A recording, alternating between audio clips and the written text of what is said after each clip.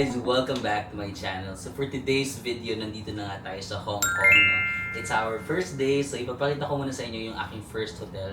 Ito is very budget hotel dito sa Hong Kong. At super gusto ko talaga yung location.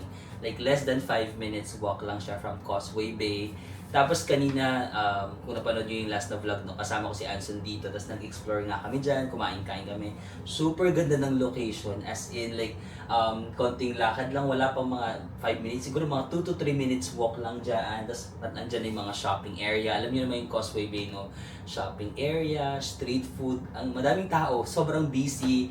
And then, nag-try din kami ng famous dito na tart. Yung Bakehouse tart. Tsaka yung isa pa, yung #B. Dalawa yung trinay namin na tart. Tapos si Anson din, nag-work lang siya ngayon. Wala na siya kasi may trabaho siya ngayon. Nagtatrabaho lang siya dito sa isang mall para nagko-coach siya ng skateboard. So ang lapit lang. Actually, hindi namin ini-expect na magkatabi lang kami. Kasi kung napanood niyo yung unang vlog, naligaw pa nga kami na nagpunta kami sa mini hotel sa may central area. Tapos dito pala yun, dalawa pala yung mini hotel sa may Causeway Bay. Tapos saktong-sakto kasi yung work niya today, nandyan lang din. So nilakad lang namin. Ang ganda ng hotel guys, like super ano lang siya, simple. Pero for a budget hotel in Hong Kong, super decent na to. Alam niyo naman ako like, pangatlong Hong Kong ko na to. Yung lagi ko lang pinag-iistihan talaga is Chungking Mansion sa Tsim Sha Tsui kasi parang mura lang siya. Tapos na-discover ko, may mga ganito palang hotel na parang mas disente, mas maganda yung location, at a lower price pa din. So, ibibigyan ko lang kayo ng quick room tour sa aking room. Ayan. So, pakita natin, no? Ayan. So, pagpasok nyo, siyempre ito yung pintuan. Pagpasok nyo, ito yung parang queen size bed. Good for 2 itong kwarto, guys, no? So, ayan, merong 1, 2, and then meron lang kayong sariling TV, may telephone ba ito? Yeah, may telephone, and then may table lang kayo dito. And then, ito talaga yung gusto ko, itong mga window na malalaki. Kasi parang, dahil nga nakikita mo yung loob, parang mas lumalaki tignan yung room, no? Mas malaki yung, feeling mo tuloy ang laki ng space mo kasi nakikita mo yung labas, no? Ang ganda. Especially during the morning. Kanina kasi ang ganda ng natural light. Ngayon kasi paggabi na guys, no? So, medyo nawala na yung natural light. Pero ang ganda niya. Ayan. Tapos, ang laki pa ng space dito. Tignan nyo, oh. Hakbangin natin. For a budget hotel in Hong Kong, malaki na to. 1, 2, 3, 4, 5. Mga 5 na ano mo pa na hakbang. So parang yung malaki mong luggage, maibubukas mo pa dito pag nagbibihis ka, ganyan. Which is yun yung problema ko dati sa mga dati kong hotel dito sa Hong Kong. Hindi ko mabukas yung luggage ko.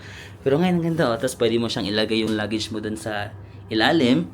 Or ako naman, dito ko siya nilagay kasi may space naman dito sa gilid. Ayan, then yung malaki tong luggage guys, oh. Pero nabubuksan ko yan dito, and then ayun yung bag ko. Meron pa diyang table, and then may vault. Meron din kasamang tubig, and then ito may towel. Itong tuwalya libre lang, pero parang medyo manipis nga lang. Yun na yung problema ko sa kanya. Merong tsinelas, blower, may baso, mainitan ng tubig. Ayan, kompleto naman siya. And then, meron ka rin sarili mong toilet and bath. Ito yung toilet. Diba? Malinis. Ayan. Andito yung sink. Meron na rin libreng toothbrush and toothpaste. Meron kang salaming dito. Yung mirror. Mag-hi tayo. Hi! Ayan. Meron ka lang bowl. May tissue naman. Walang bidet guys kasi parang hindi uso talaga ang bidet dito sa Hong Kong, no? Tinanong ko nga si Anson, hindi niya alam yung bidet. And then ito meron ka ring shower. Yan, shower. And then meron na ring libre na shampoo / sabon, body wash. Ito yung towel nila, no? Medyo manipis lang so you might consider bringing your own towel. So I'm asking Anson to have a room tour. Yeah, as we see, we got some fence over here. I'm not sure what's the purpose. But I guess, yeah, it gives you the sense of security safety, so you don't kind of roll off, just like off from 21st floor. Yeah. I think that's one. But you get good lighting, to be honest, over here, since your bed is literally right beside the window. Not bad. And yeah, it's a double bed, pretty chill. I guess you get a switch over there just to turn off the light so you don't have to get off the bed. And yeah, it's in a pretty good location. It's in Causeway Bay, so you're literally in the center of Hong Kong Island, beside Central. So not bad. There's a lot going around here. A lot of restaurants, a lot of dessert place and a lot of places to go, a lot of mall. So it's definitely a good location, and yeah, good lighting. Good lighting, right? Yeah, I love the lighting as well. Lighting is the best, and the view. Yeah. Because in Hong Kong, you don't really get that much view if it's a budget hotel. Usually, they don't have windows and stuff. Yeah, yeah. But yeah, those are residential area. I mean, these are actually some are commercial.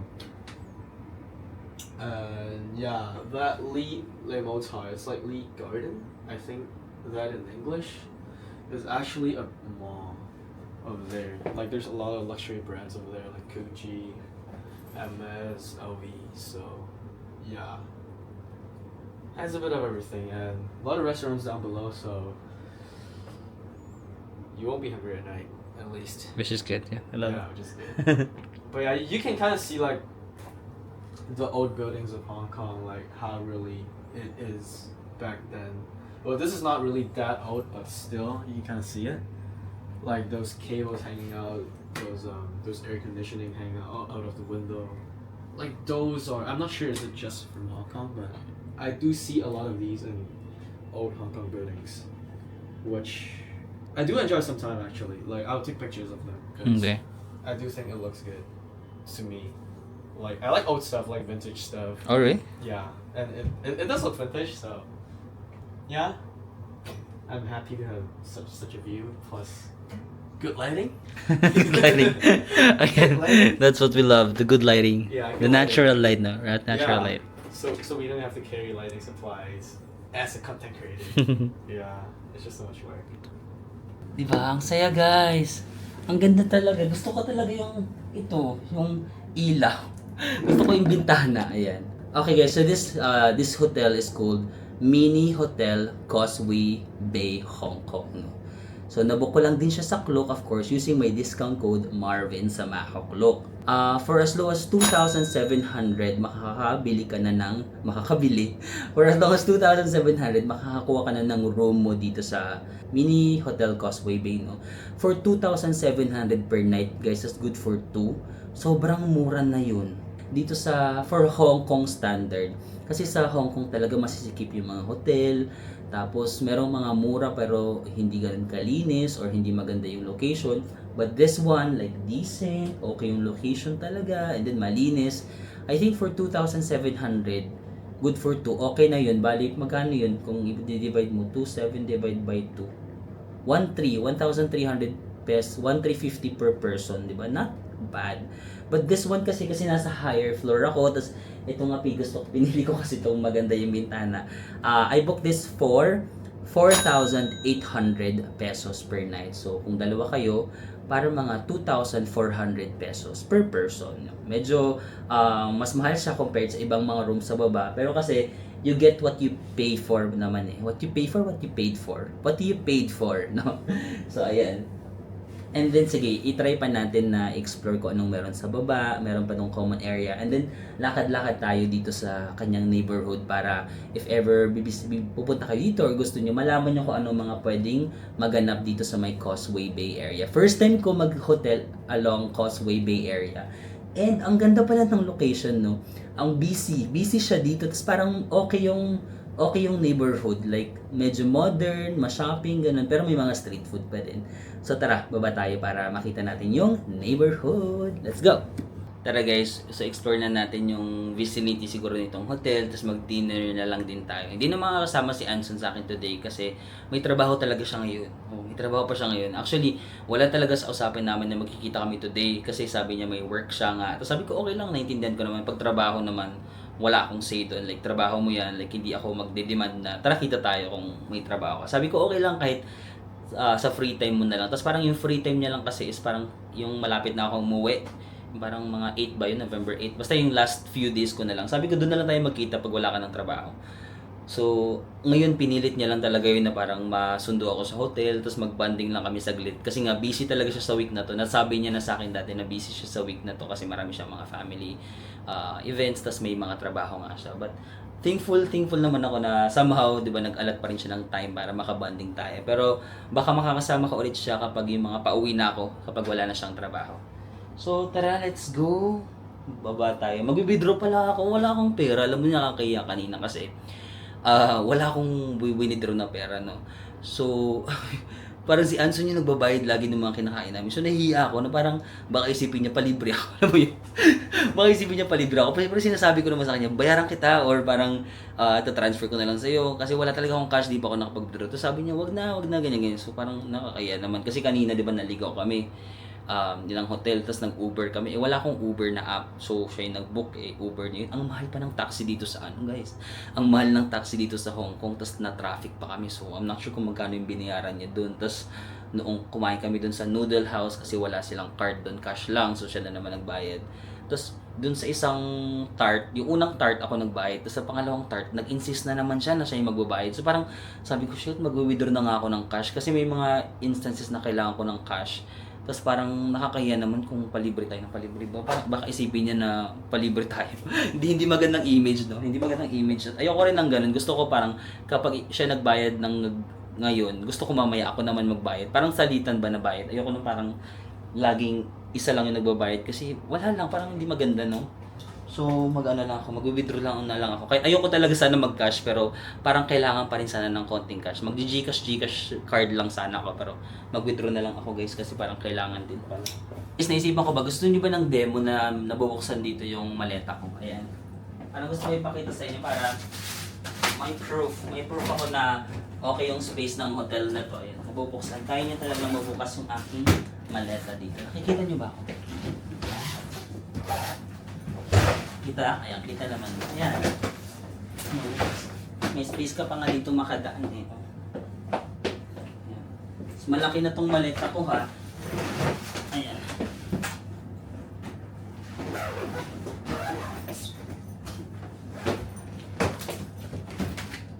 Ayan guys. Ay. Gusto niyo may mga pa-demo pa akong nalalaman para akong nagla-live selling ba na parang bilhin niyo tong bag na to kasi batibay ito. Tara, baba na tayo. Okay guys, this is the elevator. Nandun ako sa top floor kasi ako nasa 20th floor ako pero hanggang 19 lang yung floor. So yun lang yung problema ko kasi nag-aakyat ako ng isang hagdan kasi wala nang elevator sa 20th. Nasa may top floor kasi yata ako. Okay, so punta tayo sa may lobby. Saan nga ba yung lobby banda? Ay, nawala ako sa may lobby. Dito pala. Yan, dito yung elevator. Then meron lang hallway dito. Hi guys. Yan guys, narito ako sa B1 pala ang kanilang lobby. Yan. Yan, dyan yung lobby. Yan yung front desk. Hi! Ayan, meron lang mirror dito. Hello! Ayan, mirror. And then, ito yung kanilang parang common area, no? So, kapag gusto mo lang tumambay na malayo, wala sa room mo, you can use this area. Upo-upo kayo dito kung parang family kayo or barkada. Meron din silang mga... Ay, may ganito sila vending machine. So yan, kung gabi na or madaling araw nagugutom ka, ayaw mong lumabas ng room, pwede namang bumili ka na lang dito. Yan. May nakasulat naman dyan, $5, $18. Ay, ano to ha, Hong Kong dollar, hindi siya US dollar. Hong Kong dollar yan. 12, yan. 15, 40. Yan, may mga drinks din if ever nauuhaw ka. Ay, may pa ganito pa, pwede kang umupo-upo dyan. Ayan. May area pa dito. Ayan. Picture ka lang dito. Parang, hi, welcome to Hong Kong. Charit. Ayan. Tapos may space din dito. Kung may trabaho kayo, ayan, kagaya ni ate, nagtatrabaho siya, no? Ay, may saksakan, no? Tingnan niya. Ayan. Ganito pala yung saksakan dito sa Hong Kong, guys, ha? Yung parang tatlo. So, dala lang kayo ng universal adapter. Ayan. Meron namang table dito. Ayan. Kung meron kayong work na gagawin, you can work here. And then, ayan. More sofa lang. Kung gusto nyong magpahinga-pahinga lang dito na kunyari kayo may-ari ng hotel. Charit. Napahinga kayo dyan. So, meron lang. Maraming salamin dito in fairness sa lobby. So kung gusto mo man nag-OOTD check, dito ka na lang sa lobby mag-OOTD check. Pero hindi naman masyadong giving yung OOTD natin ngayon. Masyadong simple lang. Ayan. T-shirt lang tayo. Ay, pero ito reserved for meeting pala. If meron mga meetings, ayan, pwede kayong pumasok dyan sa loob. Pero currently naka-reserve siya for meetings. And another upuan. Gusto ko yung marami silang paupuan dito si Mayor na. Marami naman kayong area na pwedeng tambayan. Ayan. Tapos, kapag for example, mag-check out kayo, ayaw nyo pang dalhin yung luggage nyo, you can leave your luggage dito, sabi ni ate front desk kanina. So, ayan. Just leave your luggage here. Ayan. Ganyan. Ay, ito pala pag nag-check out ka, pwede ka mag-self-check out dito. Ayan. Hello friend, check in, check out, key pick up, ganun. Kapag siguro wala ng tao sa front desk, dito yung mga self-check-in and self-check-out. Tapos guys, meron din pala sila dito parang wireless charging. I think parang kukuha ka lang ng kukuha ka ng parang battery, ganun. Hindi ko sure. Magbabayad ka siguro, tapos merong lalabas dito na parang battery, rechargeable battery siguro. Hindi ko pa ito na-try. Pero kung power bank o rental power bank pala, yan. Gusto nyo mag-rent ng power banks, meron sila dito, magbabayad ka lang dyan, and then pwede ka na makarent ng power bank. Amazing, di ba? Yun guys, lalabas na tayo ng hotel at i-explore na natin yung kanyang area. Ito yung labas ng hotel. Yan, meron din mga buildings dito. Pero if magra-ride ka lang from the hotel, so ito yung hotel, no? Ayan. Mini Hotel Causeway Bay. Ayan, ito yung building niya. Yan, if lalabas ka lang, ito yung kanyang vicinity na. Ayan guys, sa kanto lang ng hotel is meron na agad mga luxury shopping, Dior, ayan o. Dior, mall na yata to, no? Mall na pala siya. Lee Garden 1 yung tawag sa mall. Ayan. Ay, masyadong maliit, hindi na yata basta yan. Lee Garden 1. So yun guys, meron na palang Starbucks Reserve, ayan, dyan sa kanto. Starbucks Reserve ito. And then, ito nga pa, pumasok lang kami kanina ni Anson dito sa Lee Garden 1 Hotel.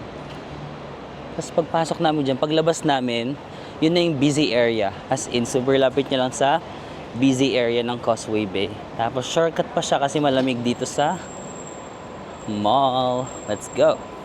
Ayan guys, paglabas ko lang ng Lee Garden 1, meron palang Lee Garden 2. Ayan o, katapat niya, Lee Garden 2. Tapos ito na yung mga super luxury brands, Rolex, Tudor, hindi ko alam kung tama yung pronunciation ko ha, Hublot, Panerai, yan, Europe Watch Company pala yan. Ay, ang ganda, sarap naman, ang sarap, ang ganda naman ng ng tulay sa itaas, no, yayamanin yung tulay, yung overpass. Sige, lakad-lakad tayo dito sa Causeway Bay. Venchi, may Nike pala dito guys, oh. Ay, Jordan, Nike, Jordan. Ay, merong Jordan store dito sa mga mahilig sa Jordan na sapatos. Ay, Gentle Monster na pala.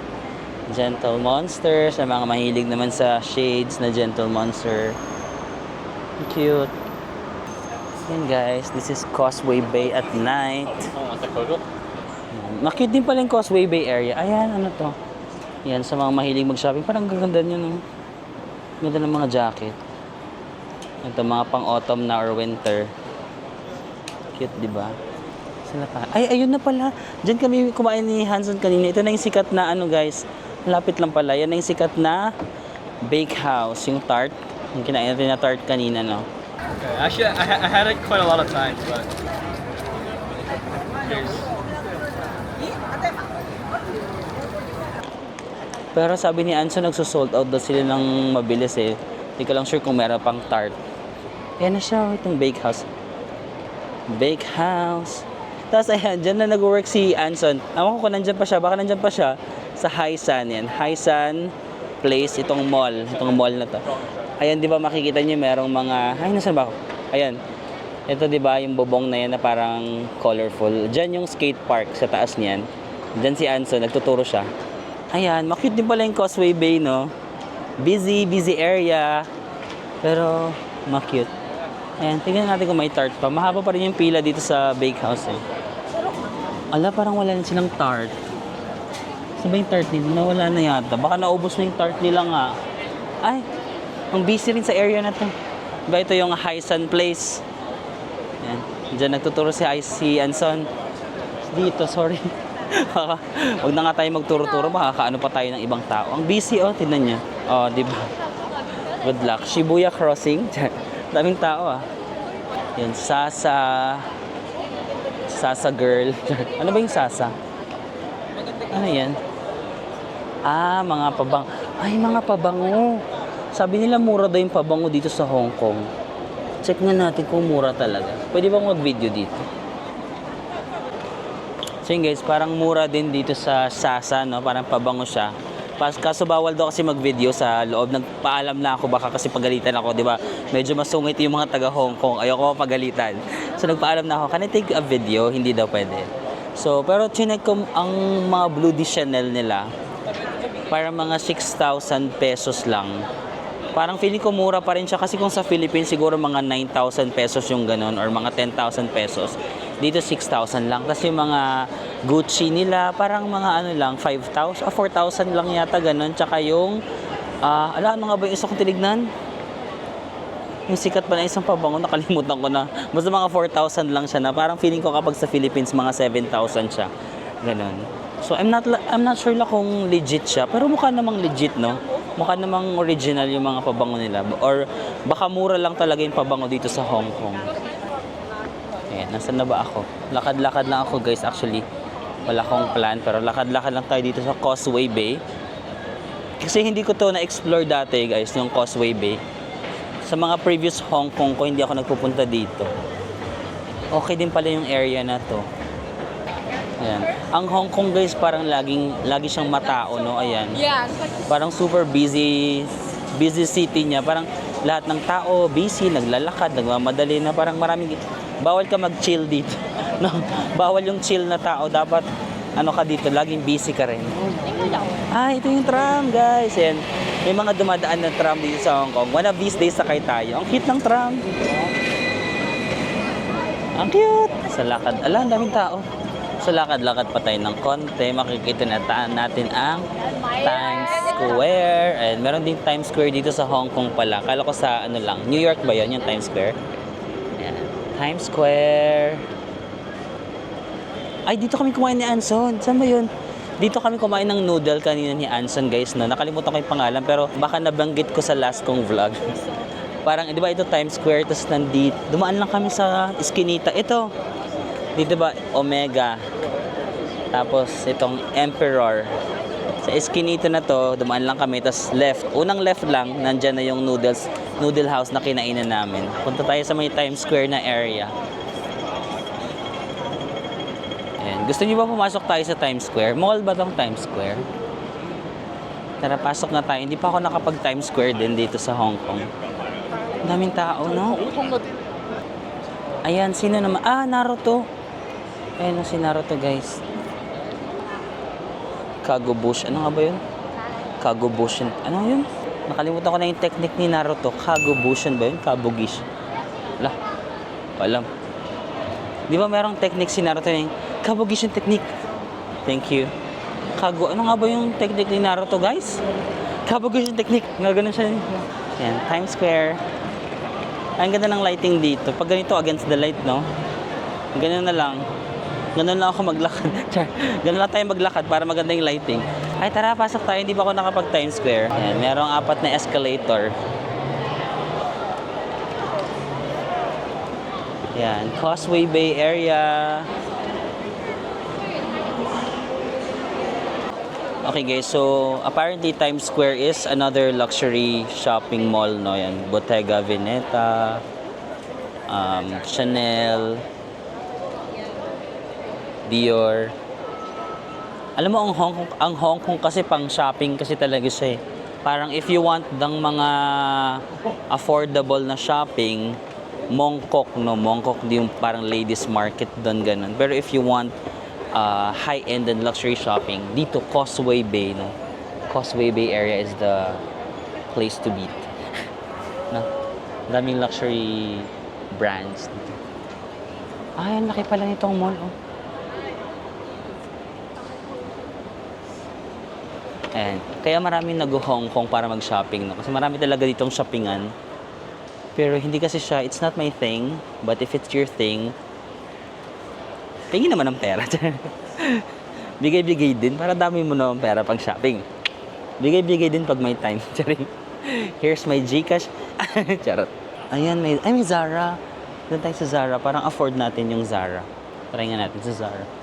Ano pang mga kaya natin dito? Doon lang tayo sa kakayanin natin. Huwag tayo dun sa parang gulatan. Parang, ay, ang mahal.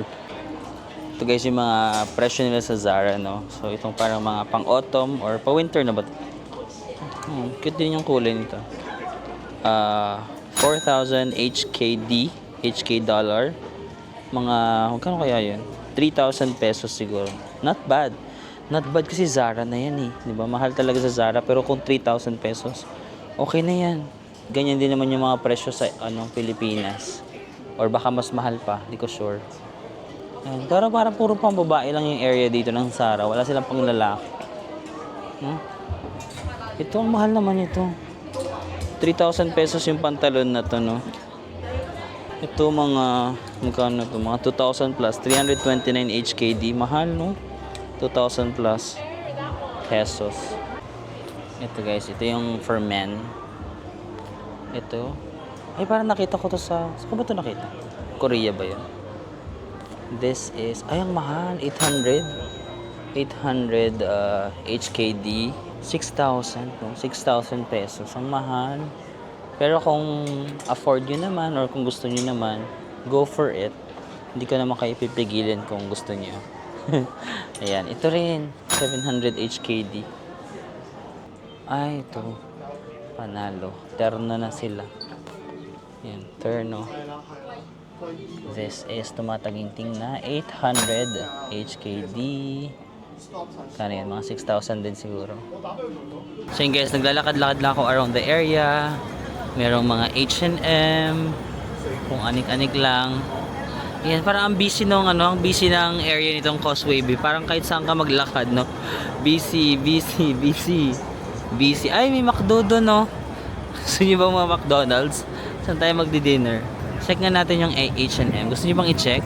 Or dito na lang tayo sa labas. Yan, ganyan yung mga pieces nila dito sa H&M Hong Kong. Sige, check lang natin saglit yung mga presyo. Para magkaroon lang kayo ng idea kung magkano yung mga presyuhan ng H&M dito sa Causeway Bay, Hong Kong. Ay, pambabae dito. Sige, pambabae muna tayo. HKD ko na lang guys, kayo na mag-convert. Charing. Ayan, 159 Hong Kong dollars yung mga ganito nila. And then, ito naman, 249 Hong Kong dollars. Ayan. Mga ganito. Ganyan.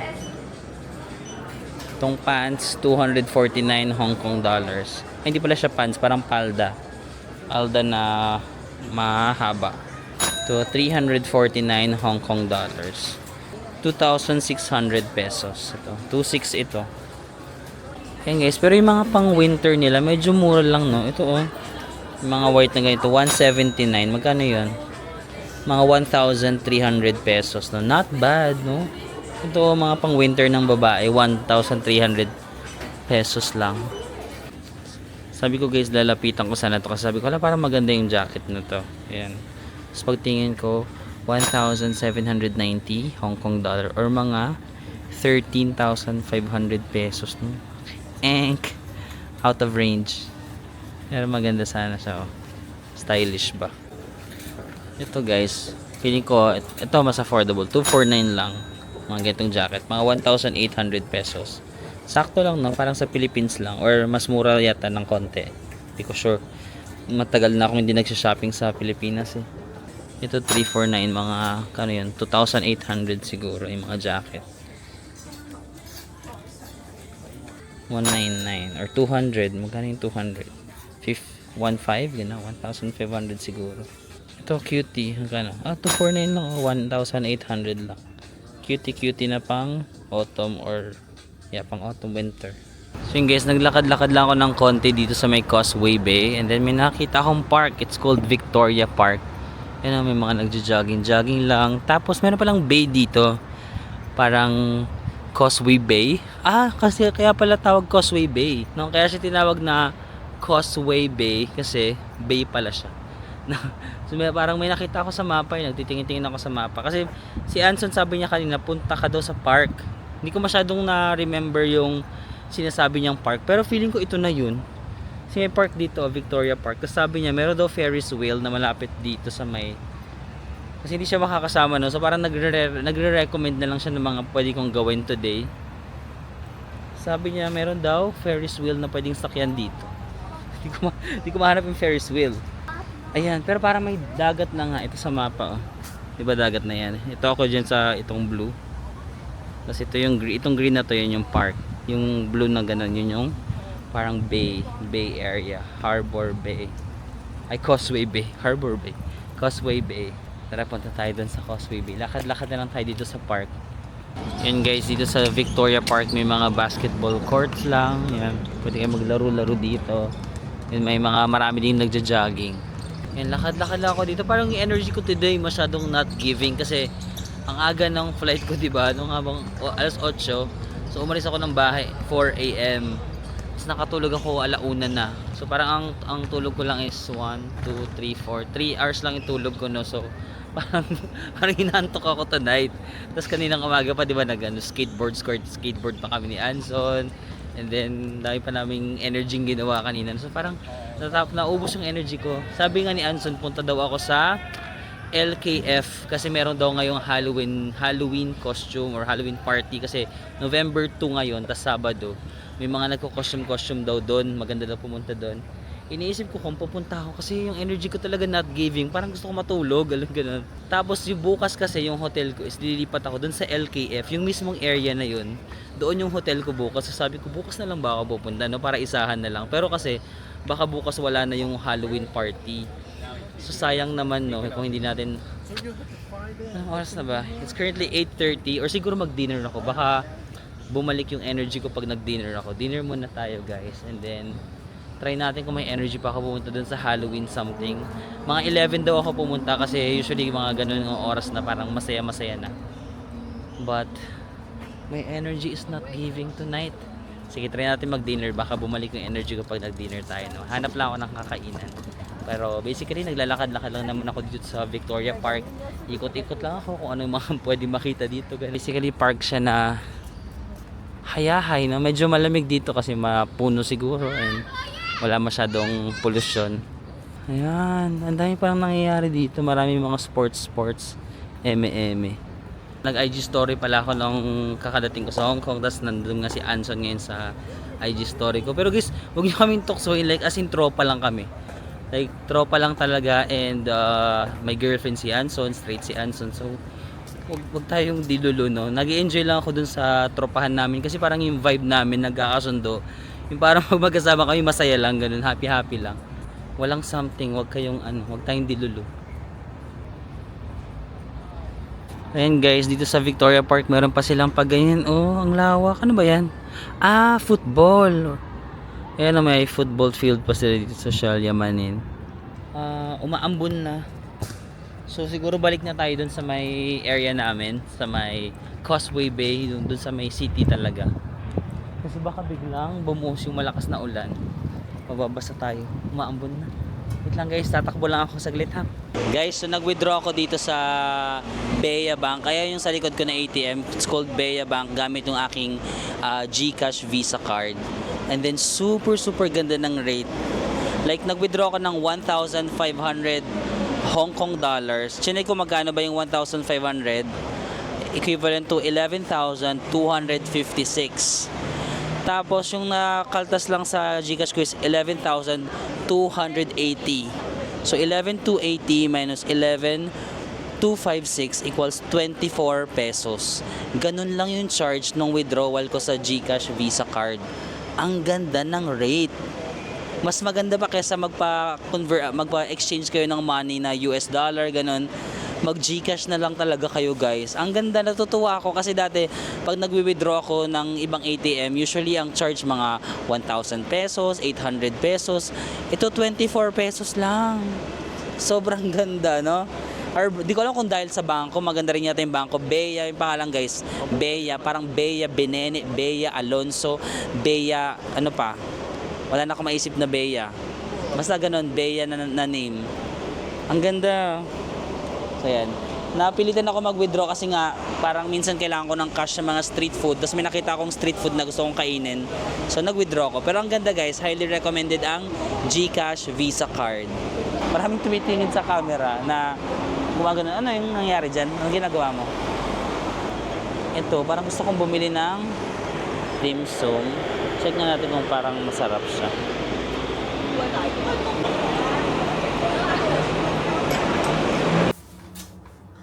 Eh guys, yun, umuwi na muna ako dito sa bahay kasi nga parang yung energy ko sa labas not giving, parang feeling ko pagod ako, gusto ko magpahinga. So naligo ako. Tapos ngayon naligo ako, parang feeling ko yung energy ko bumalik sa parang tara na Hong Kong tayo, ganun yung parang excited ka na ulit na, tara labas tayo, anong gagawin natin sa labas, kainin natin lahat ng mga pwedeng kulang lang pala ako sa ligo guys, yung pala yung kulang, kaya parang yung energy ko kanina not giving. Ligo is the key. And the key is here.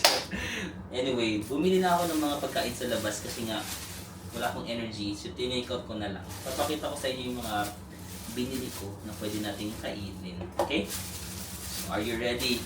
This is very exciting. The first one is called shrimp and pork dim sum. Dumpling ba to? Dim sum. Nalimutan ko din. Sige, dim sum na lang baka. Sige, dim sum na lang muna. Pag mali, di dumpling. Yan. Tapos, the other one, actually, hindi ko alam, tinuro ko na lang kasi lahat ng mga tinuturo ko dun sa parang menu, ang tawag yun, parang nakasulat dun sa taas nila. Tinuturo ko ganun, sold out na daw. So, ito na lang tinuro ko, hindi ko alam kung ano to. Maya-maya, malalaman natin pag tinikman natin. And then, this is like siopaw. Toasted siopaw, ayan o. Toasted dito, and then siopaw dito. Tama ba yan? Tama ba yan? And then, bumili ako sa 7-Eleven ng ang dami ko palang binili. Parang wrap. Parang ganito siya. Makinig kayo mabuti sa sabihin ko. May chewing gum ako na patitikman ninyo. Be fresh, malamig sa... Yung alam kong wrap, malalaman mo yung edad, no? Yung alam kong wrap, parang hindi na siya up to date. Yung mga rap ngayon parang birds of the feather, we should stick together and not.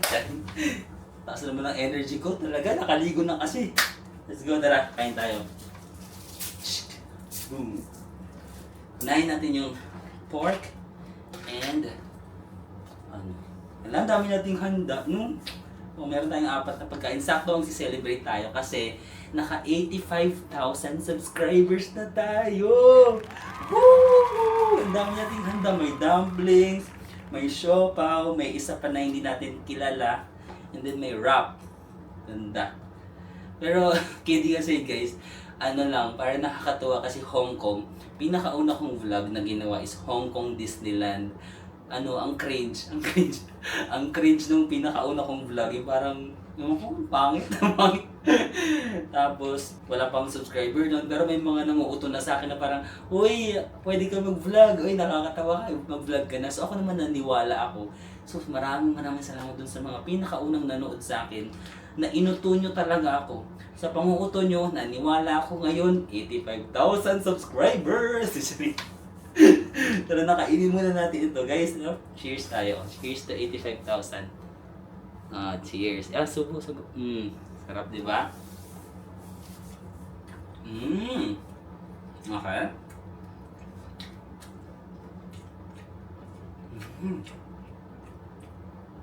Parang ang sarap yung ulam. You know? Kakaiba siya kasi, di ba siomay, parang siomay lang to yung pinasosyal mo lang yung dim sum. Pero maganda yung texture ng pork. Tapos meron kasing dito, shrimp, no? So ang ganda ng combination. Masarap. Tikman natin itong hindi ko maintindihan kung ano to. Ayan. Kikita nyo ba? Ang nakikita ko. Ano yan? Ano yan? Pakita ko sa inyo. Parang may pasas. Meat ba yan? Parang may karne, may pasas. Hindi ko maintindihan pero masarap naman eh.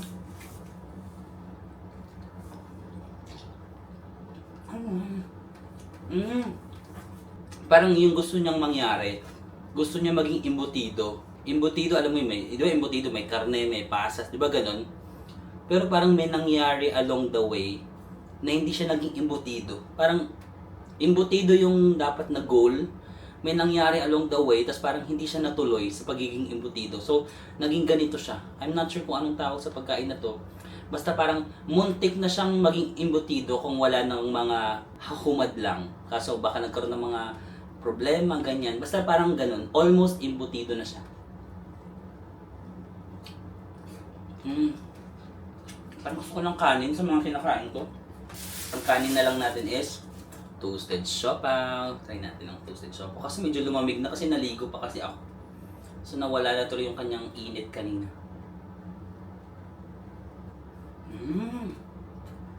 Ang sarap siguro ito lalo na kung mainit. Tignan mo, oh. Siksik na siksik yung kanyang karne. Mapapa-food panda ka na dyan. Mapapa-grab food ka na dyan. Order ka na ng siopaw. Diba? Sarap. Medyo lumamig lang pero nai-imagine ko siya kung mainit, mas masarap to. Ayun lang naman guys, no? Bubusin ko lang itong pagkain na to. Tapos bumili ako ng 3-in-1 coffee, magkakape lang ako dito kasi mainitan naman ng tubig. Kasi parang minsan ang kape ko pang patulog, ba't ganun? Di ba yung iba, yung kape pang pagising? Ako pag umaga ako nagkakape, pampagising ko siya. Pag gabi ako nagkakape, pampatulog ko siya. Dalawa yung purpose ba yung tamang, hindi tama. Dalawa yung effect sa akin ng kape. Pampagising sa umaga, sa gabi naman pampatulog. Minsan kahit matutulog na lang ako, as in higa na lang ako, ay gusto ko muna magkape. Pag nagkape na ako, higa na ako ganun. Ako lang ba yung ganun? Or comment down below if you are also my people, if we're the same. But yeah, maraming salamat guys. First day in Hong Kong, kanina medyo, nung umaga, mataas yung energy ko kasi kasama si Anson. Nung hapon na parang nawawala yung energy ko. Tapos nung nakaligo ako sa gabi, boom! Andito na yung energy ko tuloy. But anyway guys, maraming salamat. And then, see you again bukas. Mag-explore naman tayo sa central area. Diba? Today, nasa Causeway Bay tayo. Tomorrow, lilipat tayo ng hotel going to Central. So, central area ang i-explore natin. The next day, lilipat ako ng Tsim Sha Tsui. So, Tsim Sha Tsui area ang i-explore natin. And then, 3 nights ako sa Tsim Sha Tsui. So, medyo matagal-tagal tayo doon. And then, after that, pupunta naman ako sa Jordan area. Doon naman ang explore natin, Jordan area. Para may mga options kayo kung gusto niyo mag-hotel sa Hong Kong. Kasi nga marami nagtatanong sa akin, Marvin, saan ba maganda mag-hotel sa Hong Kong? Hindi ko rin alam. Kaya ito ngayon ginagawa ko ito para sa inyo. Diba? Maraming salamat guys. And I'll see you again on the next one. Sobrang thank you. Bye-bye!